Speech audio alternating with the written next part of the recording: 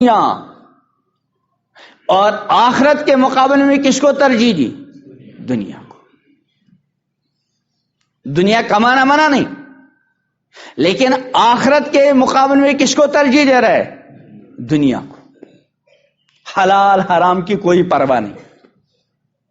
مر گیا ابا جان، دادا جان انتقال کر گئے، انہوں نے بیٹیاں بھی چھوڑی تھی اور بیٹے بھی.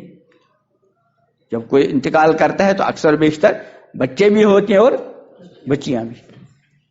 میں کبھی کبھی پوچھتا ہوں مسجدوں میں، آپ کا یہ جو ڈوڈا ایریا ہے یہاں تو ہزاروں کنال زمین ہوں گی نا، یہ مردوں کے نام ہے کیا عورتوں کے؟ ہاں مردوں کے. وجہ یہاں صرف مرد رہتے ہیں کہ عورتیں بھی ہوتی ہیں؟ ہاں مرد ہوتے ہیں عورتیں بھی ہوتی ہیں، بلکہ عورتیں اب زیادہ ہیں. آخر زمانے میں عورتیں اتنی کثرت کے ساتھ ہوں گی. امام الانبیاء حضرت محمد عربی صلی اللہ علیہ وسلم فرما 50 عورتوں کے مقابلے میں ایک مرد ان کا ذمہ دار ہوگا. اس کی بیوی ہوگی، اس کی بہنیں ہوں گی، اس کی ماں ہوگی، اس کی بچیاں ہوں گی. اس طرح پھر یہ عورتوں کے نام کیوں نہیں کچھ؟ اس لیے کہ جب ابا جان مر گئے، یہ جو اس کے بیٹے تھے انہیں ساری زمین خود ہڑپ کر دی، بہنوں کو کچھ نہیں دیا.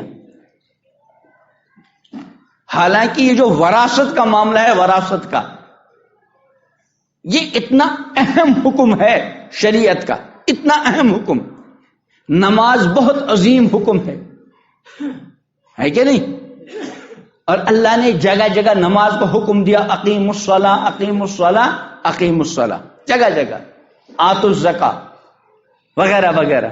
بنی الاسلام علی خمس، 5 چیزوں پر: نماز، روزہ، زکوٰۃ اور حج، ایمان کے بعد.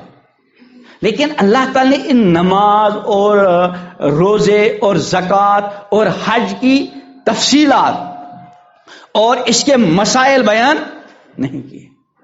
تفصیلات بیان کی امام الانبیاء حضرت محمد عربی، اور مزید جزیات بیان کی ائمہ مجتہدین نے. صرف 2 مسئلے ایسے ہیں، 2 چیزیں ایسی ہیں جن کی قرآن نے اور اللہ تعالی نے خود تفصیل بیان کی. ایک تفصیل بیان کی اللہ تعالی نے محرمات کی، ان عورتوں کی جن کے ساتھ کسی مرد کو نکاح کرنا کیا ہے؟ حرام.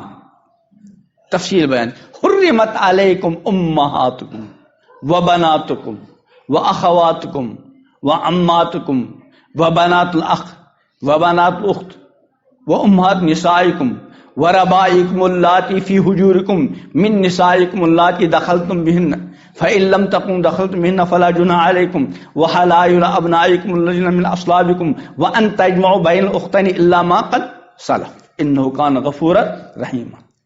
یعنی جتنی عورتیں حرام ہیں ان کی تفصیل اللہ نے بیان کی. ماں حرام ہے، بہن حرام ہے، خالہ حرام ہے، بھتیجی حرام ہے، بھانجیاں حرام ہے نا، بھاؤ حرام ہے وغیرہ وغیرہ. اس کے بعد فرمایا وَأُحِلَّ لَكُم مَّا وَرَاءَ ذَلِكُمْ، ان عورتوں کے علاوہ جتنی وہ سب حلال ہیں. اور دوسری جو تفصیل اللہ نے بیان کی، اس کی تو الحمدللہ یہ جو محرمات کا ہے اس میں تو ایمان والے بندے اس پر عمل ہے. کوئی کسی اور ایسی عورت سے ایمان والا بندہ نکاح نہیں کرتا جس کو اللہ نے کیا قرار دیا؟ حرام. اور دوسری چیز جس کی اللہ نے تفصیلات بیان کی وہ ہے وراثت. وہ کیا ہے؟ وراثت.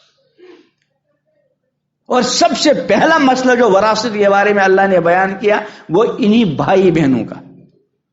فرمایا یوصیکم اللہ، اللہ تعالیٰ تم کو وصیت کرتا ہے، تاکید حکم دیتا ہے. کن کے بارے میں؟ فی اولادکم، اولاد کے بارے میں. کیا تاکید حکم ہے؟ فرمایا للذکر مثل حظ الانثیین، مرد کو 2 عورتوں کے برابر. مرد کو کیا مطلب؟ اگر کسی کے والد صاحب کا انتقال ہو گیا، اس کے ایک لڑکا ہے اور ایک لڑکی ہے، مان لو کوئی اور دوسرا وارث نہیں. زمین ہے مثلا 15 کنال، تو اللہ نے خود تقسیم کی کہ ان 15 کنال میں سے 10 کنال تو اس لڑکے کو اور 5 کنال اس کی بہن کو. لیکن جب بھی آپ باپ کے بعد دیکھیں گے وہ 15 کنال کس کے نام ہو گئے؟ بیٹے کے. بیٹی کو کچھ نہیں ملا. یعنی اللہ تعالی نے جو واضح حکم بیان کیا وراثت کے بارے میں، عام لوگ تو عام لوگ، ہم جو دین کے ساتھ عملی تعلق رکھنے والے ہیں، ہمارا اس پر کتنا عمل ہے ہر کوئی اپنی جگہ سوچے، اور ہے بڑا خطرناک معاملہ. امام الانبیاء حضرت محمد عربی صلی اللہ علیہ وسلم کا فرمان ہے، جو کوئی کسی کے ایک بالغ زمین ہڑپ کرے، غصب کرے، قیامت کے نے 7 زمینوں کا توق بنا کر گردن میں ڈال دیا جائے گا. اللہ بچائے، اللہ بچائے. اور یہ جو کہتے ہیں کہ میں ہماری بہن نے معاف کر دیا، یاد رکھیں اس معاف کرنے کا کوئی اعتبار نہیں، کیونکہ بہن سمجھتی ہے یہاں تو لینے دینے کا مسئلہ ہے ہی نہیں. اگر میں نے بھائی سے وراثت مانگی ابا جان کی، پتہ نہیں کیا کیا سننا پڑے گا، اور پتہ نہیں دے گا بھی کہ نہیں.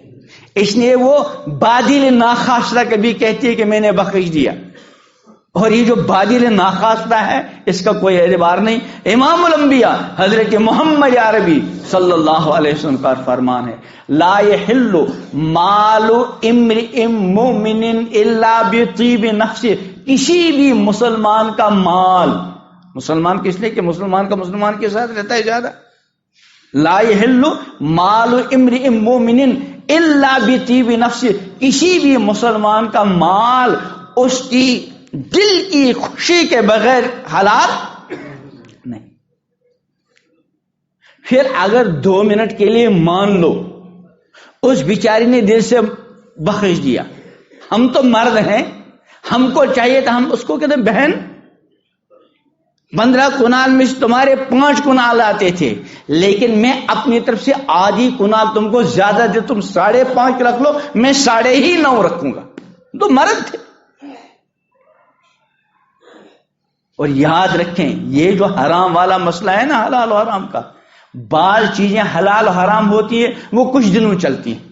خدا نہ خواستہ آپ نے رشوت کا پیسہ لے لیا، اللہ بچائے، 10,000 20,000 روپے 2-3 مہینے میں ختم، اس کا سلسلہ آگے نہیں. لیکن جو وراثت ہڑپ کر دی، یہ پشت تک سلسلہ چلے، خرچ ختم تو ہوگی نہیں، زمین وہیں کی وہیں ہے، اور اس زمین کا مالک پالک کوئی، وہ تو اصل مالک کون ہے؟ اللہ تعالی. یہ تو کاغذات میں ہمارے نام درج ہوتی ہے، اور اللہ نے ہم کو ٹھیک ہے تم وقتی طور مالک ہو امتحان کے لیے، ورنہ آدم علیہ السلام سے لے کر اب تک کتنوں کے نام یہ درج تھی، کوئی ساتھ نہیں لے گیا تھوڑا ہی. اور یاد رکھیں ایک وہ گناہ جس کو سب گناہ سمجھتے ہیں، گناہ بہرحال گناہ ہے، وہ بھی گناہ ہے، ایک وہ گناہ کہ انسان گناہ کر رہا ہے لیکن اس کو اس کا احساس بھی نہیں کہ میں نے گناہ کیا. زیادہ خطرناک کون سا ہے؟ یہ جو وراثت ہڑپ کرنے کا گناہ ہے، یہ انہی بدترین گناہوں سے میں سے ہے کہ امت کے ذہنوں سے نکل گیا ہے. ہم پڑھتے ہیں نا حدیث، من آیا سنتی عند فساد امتی فلہ اجر 100 شہید، اور اس کو فٹ کرتے ہیں مسواک پر اور سرما لگانے وغیرہ، وہ بھی سنتیں، عظیم سنتیں، حضور کی ہر سنت اہم ہے. لیکن یہاں تو فرض اللہ کو حکم پامال ہو رہا ہے، اور ہر کوئی کر رہا ہے، نمازی بھی بے نمازی بھی. اس لیے آج طے کر کے جائیں. ہاں اچھا ہوتا کہ آج تشکیل کرتے ہم یہاں کہ بتاؤ بھائی جن جن لوگوں نے اپنی بہنوں کو حصہ نہیں دیا. بتاؤ کون کون ہے جو یہاں سے جاتے ہی اپنے بہنوں کو حصہ دے گا؟ اس کے لیے آئے نام لکھوائیں. سب کو کھڑا ہونا چاہیے تھا. میں نام تو نہیں لکھواؤں گا. اور میں نے ایک جگہ اور بھی عرض کی بات، یہ جو ہم تشکیل کرتے ہیں بہت فائدہ ہے اس تشکیل کا. یہ جو ماشاءاللہ ایک نورانی ماحول ہے، یہ اسی تشکیل اور دعوت تبلیغ کی محنت کی برکت سے. اس کے فائدے کو کوئی انکار. لیکن اگر آپ نے تشکیل کی 50 آدمی نام نہیں لکھوایا، وہ گنہگار ہوں گے؟ نہیں ہوں گے. دین پر چلنا لازم ہے، لیکن ہم یہ کہیں کہ بھائی تبلیغ میں جڑے بغیر کوئی جنت میں جائے گا ہی نہیں، یہ غلط ہے.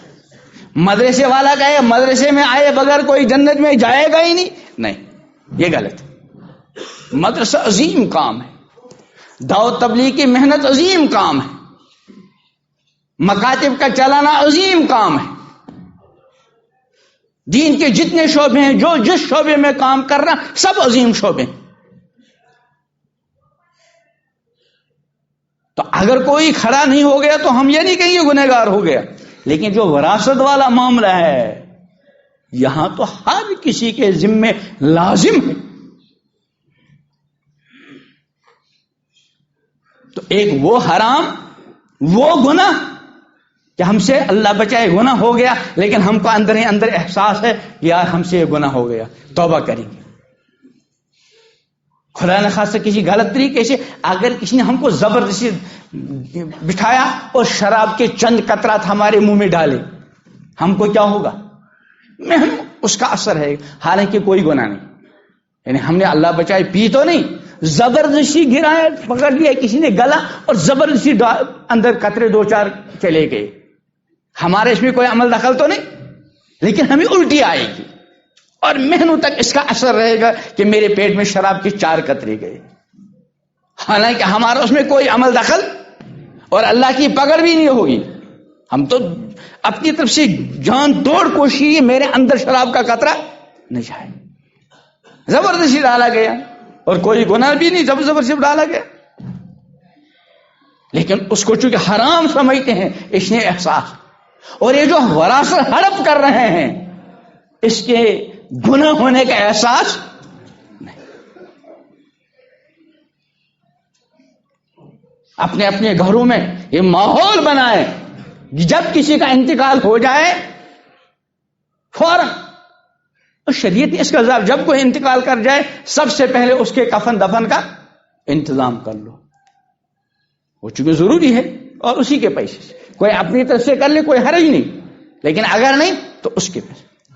اس کے بعد دیکھے کہ اس کے ذمے کسی کا قرضہ تو نہیں. اگر قرضہ ہے پہلے اس کا قرضہ اتارو. اگر اس کے قرضہ اتارنے میں اس کا مکان بھی بیچنا پڑا، وہ مکان بیچیں گے اور اس کا قرضہ ادا کریں گے. اور اس قرضے میں یہ بھی دیکھنا پڑتا ہے کہ اس کی جو بیوی تھی اس نے اس کا مہر ادا کیا کہ نہیں. اگر نہیں کیا تو مہر وہ بھی قرض وہ بھی ادا کرو. اس کے بعد دیکھیں گے تیسرے مرحلے پر اس نے کوئی جائز وصیت تو نہیں کی. جائز وصیت اب تفصیل کا موقع نہیں، اگر کی ہوگی تو 1/3 1/3 تک اس کو بھی ادا کریں گے. اس کے بعد چوتھا نمبر کس کا آتا ہے؟ وراثت کا. کچھ لوگ ایسے ہیں کہ جن کی وراثت شریعت نے طے کی وہ ہر حال میں وارث ہوتے ہیں. کچھ لوگ ایسے ہیں، کچھ رشتہ دار کبھی وارث ہوتے ہیں کبھی نہیں ہوتے. لیکن کچھ لوگ ایسے ہیں جو ہر حال میں دادا وارث ہوتا ہے. کب؟ جب مرنے والے کا باپ زندہ نہ ہو. اگر مرنے والے کا باپ زندہ ہے تو دادا وارث نہیں.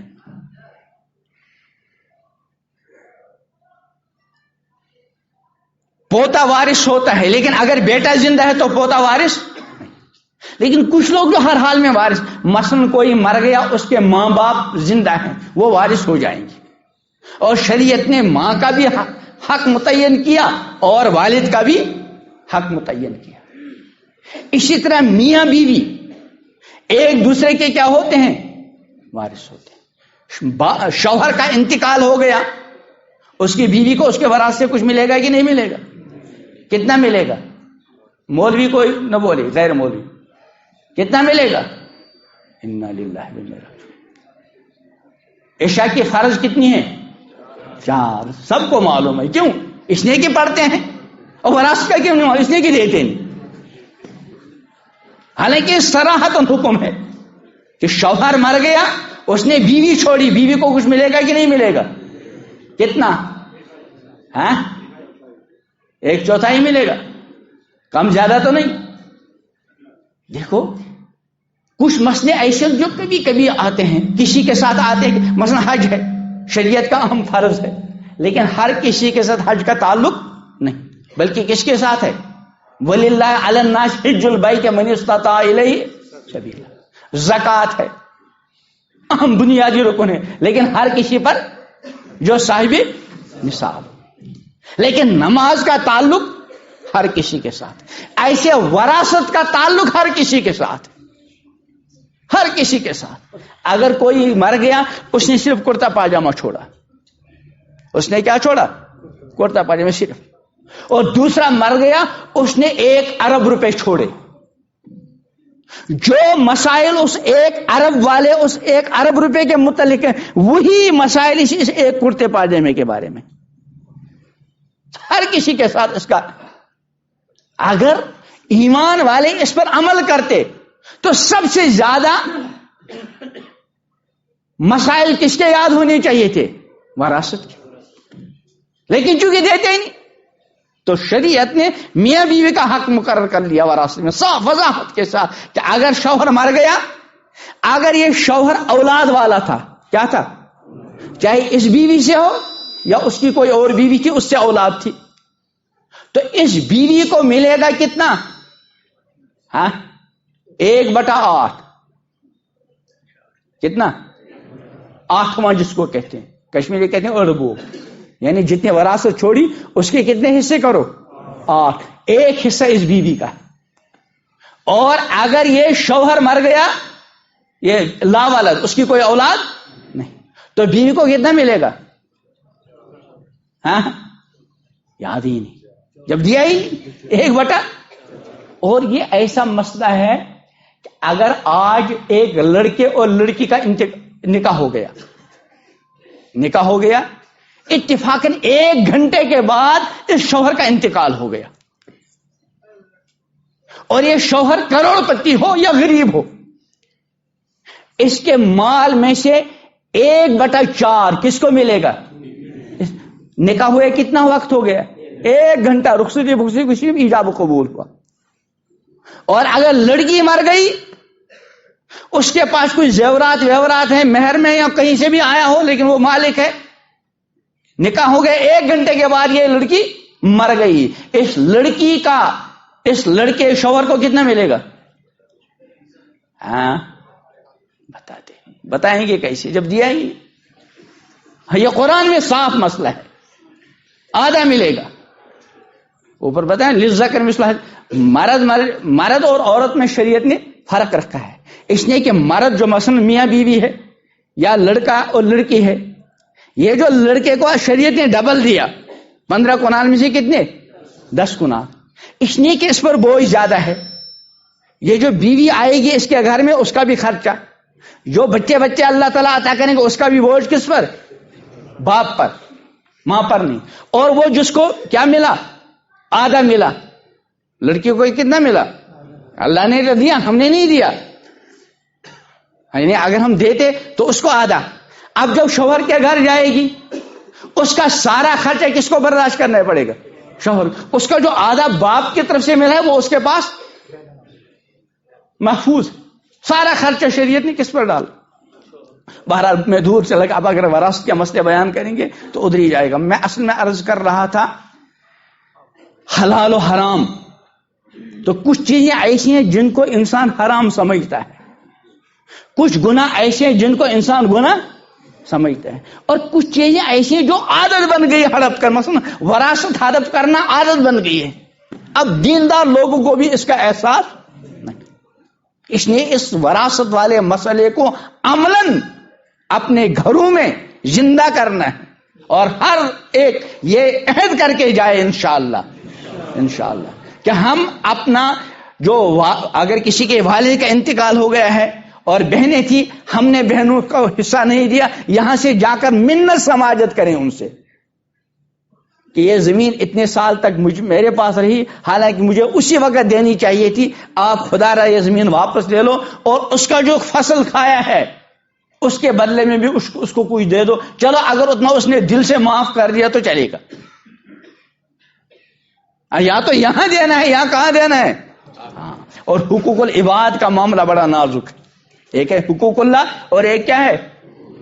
اگر خدا نہ خواستہ کوئی شرابی تھا، 20 سال سے اللہ بچائے شراب پی رہا ہے، ام الخبائث، گندی چیز ہے شراب، لیکن آج اس کو توبہ کی توفیق ہوئی، اس نے اللہ کی بارگاہ میں 2 آنسو بہائے اور اللہ سے عہد کیا، یا اللہ اب اس گندی ناپاک چیز کے قریب، معاف ہو گیا کہ نہیں ہو گیا؟ ہو گیا، 20 سال کی شراب معاف ہو گئی، اللہ بچائے اس سے۔ لیکن اگر کسی کا حق ہڑپ کیا ہے، کسی کے وراثت ہڑپ کیا، اب توبہ کرا، بہت پوری رات روتا رہا، توبہ کرتا رہا، معاف ہوگا؟ نہیں، اس کا حق ادا کرنا پڑے گا۔ اسی لیے امام الانبیاء حضرت محمد عربی صلی اللہ علیہ وسلم کا فرمان ہے، من کانت مظلمۃ لاخی من ارض او شیء فلیتحلل منہ اليوم، کہ بھائی جس کے ذمے اس کے کسی بھائی کا کوئی حق ہو، مال جانی کسی بھی اعتبار سے، فلیتحلل منہ اليوم، اس سے اپنا معاملہ آج ہی صاف کر لے، قبل اللہ یکون دینار ولا درہم، وہ دن آنے سے پہلے جس دن دینار دراہم مال دولت، ان کان لہ عمل صالح، اگر اس حق کے ہڑپ کرنے والے کے پاس، دوسرے کے حق تلفی کرنے والے کے پاس، دوسرے کے اوپر ظلم کرنے والے کے پاس نیکیاں ہوں گی، اخذ منہ بقدر مظلمتہ، بقدر ظلم اس کی نیکیاں لی جائیں گی، اور کس کو دی جائیں گی؟ اس مظلوم کو۔ وَإِن لَّمْ يَكُن لَّهُ حَسَنَاتٌ، اور اگر اس کے پاس حسنات نہیں ہیں، نیکیاں نہیں ہیں، پھر کیا ہوگا؟ یا نیکیاں ختم ہو گئی، ابھی سارے حقوق ادا نہیں ہوئے، اخذ من سیئات صاحب فحمل علیہ، وہ جو مظلوم ہے، جس کا حق ہڑپ کیا، جس پر ظلم کیا، اس کے گناہ لے کر اس کے کھاتے میں ڈال دی جائیں گے۔ اسی لیے امام الانبیاء حضرت محمد عربی صلی اللہ علیہ وسلم نے ایک مرتبہ صحابہ کو مخاطب بنا کر ارشاد فرمایا، اتدرون من المفلس، جانتے ہو مفلس کس کو کہتے ہیں؟ حضور علیہ السلام کبھی کبھی دین کی کوئی اہم بات سمجھانے کے لیے پہلے سوال کرتے تھے، حالانکہ جانتے تھے جب حضور نے بتایا تو صحابہ کیسے معلوم ہوگا، جانتے تھے کہ ان کو معلوم نہیں، لیکن اس کے باوجود کیا کرتے تھے؟ کبھی کبھی سوال، تاکہ جب سوال ہوگا تو ذرا کان کھڑے ہو جائیں گے، توجہ سے سنیں گے، اس کے بعد جواب عنایت فرمائیں۔ کئی ایسے معاملات ہیں۔ تو ایک موقع پہ فرمایا اتدرون من المفلس، جانتے ہو مفلس کون ہے؟ صحابہ نے عرض کیا من لا دینار لہ ولا متاع، او کما قال، کہ ہم تو مفلس اس کو کہتے ہیں جس کے پاس مال دولت نہ ہو۔ آپ نے فرمایا نہیں، میری امت کا مفلس کون ہے؟ من یاتی بصلاۃ وصوم وحج، او کما قال، کہ میری امت کا مفلس وہ ہے جو نمازیں لے کر آیا، روزے لے کر آیا، حج لے کر آیا، لیکن ساتھ ساتھ شتم ھذا، فلاں کو گالی دی، اکل مال ھذا، فلاں کا مال کھایا، ضرب ھذا، فلاں کو مارا۔ کل یہ سارے کے سارے اہل حقوق آئیں گے اور اپنے حقوق کا کیا کریں گے؟ مطالبہ۔ کہہ رہے ہیں اس کا یہ جو نیکیوں کے جو ذخائر اس کے پاس تھے، وہ سارے کے سارے اہل حقوق کے درمیان کیا کریں گے؟ کیے جائیں گے تقسیم۔ اگر ساری نیکیاں ختم ہو گئی لیکن ابھی سارے حقوق ادا، تو پھر ان کے گناہ اٹھا کر اس کے کھاتے میں ڈالے جائیں۔ اس لیے آخرت کی مفلسی سے بہت ڈرنے کی ضرورت، دنیا کی مفلسی کا کوئی زیادہ خطرہ۔ امام الانبیاء حضرت محمد عربی صلی اللہ علیہ وسلم کا فرمان ہے، واللہ للفقر اخشى علیکم، اے میرے امتیو، قسم کھا کر فرماتے ہیں قسم خدا کی میں تم پر مفلسی اور فقر فاقے کا اندیشہ نہیں کرتا. جب حضور کو اندیشہ نہیں تو امتی کو اندیشہ کرنے کی کیا ضرورت ہے؟ پھر کس چیز کا اندیشہ تھا حضور کو علیہ السلام؟ فرمایا ولیکن اخشى علیکم ان تبسط علیکم الدنیا، لیکن مجھے تمہارے بارے میں اس بات کا خطرہ ہے کہ کہیں تمہارے اوپر دنیا کی کشادگی نہ ہو، دنیا کی فراوانی نہ ہو. کما بسطت علی من کان قبلکم، جیسے تم سے پہلے لوگوں پر دنیا کشادہ کی گئی. پھر کیا ہوگا؟ فرمایا فتنافسوها کما تنافسوها، جس طرح ان کے درمیان مقابلہ آ رہی اور ایک دوسرے سے آگے بڑھنے کا جذبہ پیدا ہو گیا، مجھے خطرہ ہے کہیں تمہارے اندر بھی وہ جذبہ پیدا. پھر کیا ہوگا؟ فرمایا پھر کیا ہوگا؟ فتہلککم کما اہلکتہم، جس طرح ان کو ہلاک کیا کہیں تم کو بھی اسی طرح ہلاک نہ کر دے. اس لیے دنیا کی مفلسی سے ڈرنے کے بجائے آخرت کی مفلسی سے ڈرنا.